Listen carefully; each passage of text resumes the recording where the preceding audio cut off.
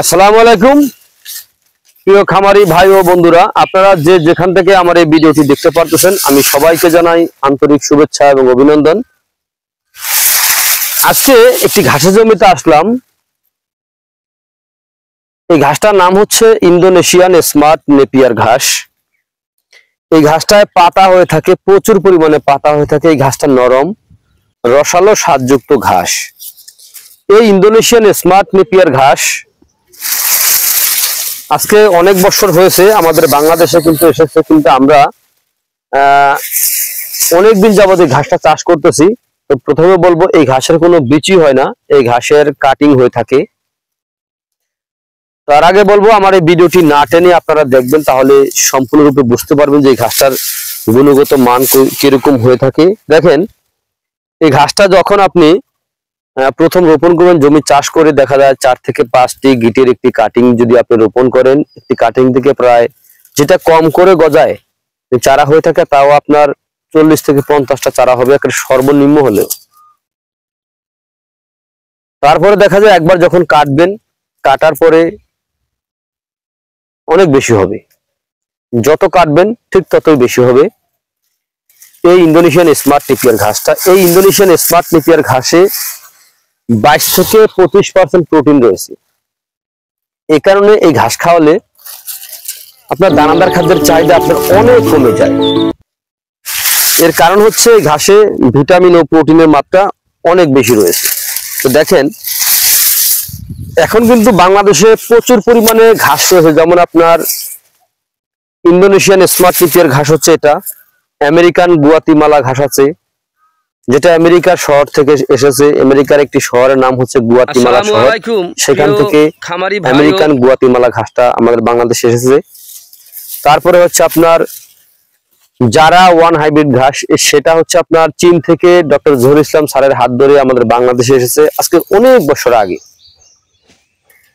তারপরে আপনার নতুন আরেকটি ঘাস হয়েছে আপনার তাইওয়ান হাইব্রিড ঘাস, সেটা নতুন, অনেকদিন হয়, অল্প কিছুদিন হয়েছে, হয়তো 1 থেকে 1.5 বছর হয়েছে আপনার বাংলাদেশে এসেছে। তারপরে রয়েছে, এগুলো হচ্ছে আপনার উঁচু জায়গার ঘাস। তারপরে রয়েছে আপনার জার্মান হোয়াইট হাইব্রিড অথবা অজানা হাইব্রিড। এই দুটো হচ্ছে আপনার নিচু জায়গা, মানে যে সকল এলাকা আপনার নিচু, ওই নিচু জায়গায় ওই ঘাসটা কিন্তু আপনার রোপণ করা যায়, ওটা আপনার সমস্যা হয় না। আর এই যে ইন্দোনেশিয়ান স্মার্ট নেপিয়ার ঘাস, আমেরিকান গুয়াতিমালা, জারা, তাইওয়ান, এগুলো হচ্ছে আপনার একটু উঁচু জায়গার ঘাস। যদি দেখা যায় আপনার জোয়ারের পানি অথবা বৃষ্টি পানি হচ্ছে, আবার আস্তে আস্তে চলে যায়, ওরকম জমিতে আপনি এই ঘাসটা রোপণ করতে পারবেন। এই ঘাসের কোনো বিচি হয় না, এই ঘাসের কাটিং হয়ে থাকে। তো আমি এখান থেকে একটি ঘাস তুলে আমি আপনাদেরকে দেখাচ্ছি এই ঘাসের কাটিং কিরকম হয়। দেখেন, একটি ঘাস আমি তুললাম।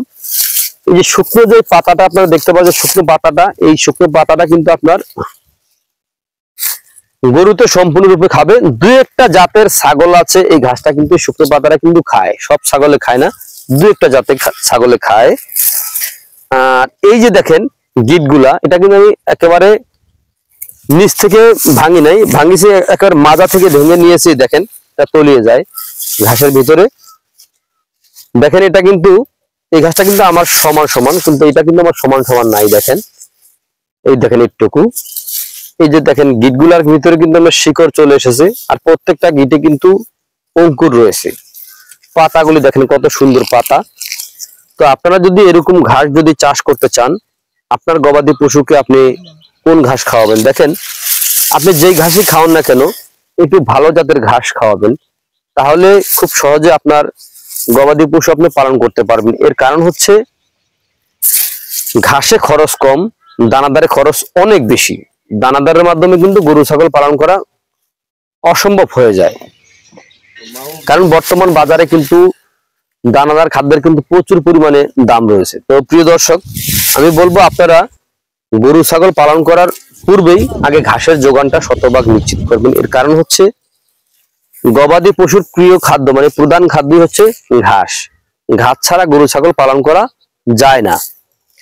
তো আপনারা যদি এরকম ঘাস যদি চাষ করতে চান, অথবা ইন্দোনেশিয়ান স্মার্ট নেপিয়ার ঘাস, আমেরিকান গুয়াতিমালা ঘাস, তারপরে হচ্ছে আপনার জারা ওয়ান হাইব্রিড ঘাস, তারপরে হচ্ছে আপনার তাইওয়ান হাইব্রিড ঘাস, অজানা, জার্মান সহ যে কোনো ধরনের হাইব্রিড ঘাস আপনি চাষ করতে চান, তাহলে আমার স্ক্রিনে দেওয়া নাম্বারে যোগাযোগ করবেন। দেখেন বিচি থেকে যে ঘাস হয়ে থাকে, বিচির ঘাস একবার দুবার কাটবেন, তারপরে কিন্তু শেষ। আর কাটিং থেকে যে ঘাস হয়ে থাকে, এই ঘাস কিন্তু আপনার অনেক বছর পর্যন্ত আপনি কেটে খাওয়াতে পারবেন। তো প্রিয় বন্ধুরা, আপনারা যে যেখান থেকে আমার এই ভিডিওটি দেখতে পাচ্ছেন, যদি আমার এই ভিডিওটি ভালো লেগে থাকে তাহলে আমার চ্যানেলটিকে সাবস্ক্রাইব করবেন, বেশি বেশি করে শেয়ার করবেন। সকলে ভালো থাকবেন, সুস্থ থাকবেন। আল্লাহ হাফেজ। ड्रोन किन